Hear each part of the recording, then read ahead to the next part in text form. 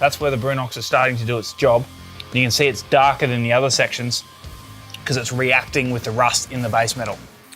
If you're doing any bodywork like me on your four-wheel drive and you're going back to bare metal like this, here's why you need to use Brunox. Once you've actually sanded back all the paint on your project, that bare metal is open to the elements, and even though you can't see it, it actually almost starts to rust straight away from stuff like moisture in the air, or even just from moisture from your fingers if you touch the panel.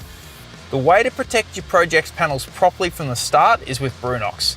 Brunox will treat that moisture on the panel and prime it all in one.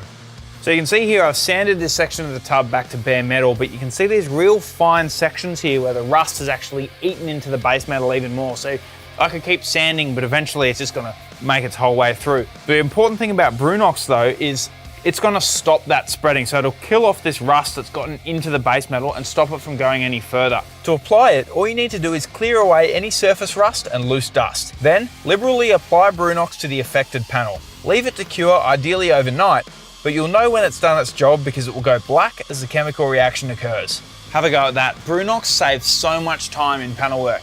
And because it's a primer as well, it means I can apply a top coat directly over it and it'll be good to go.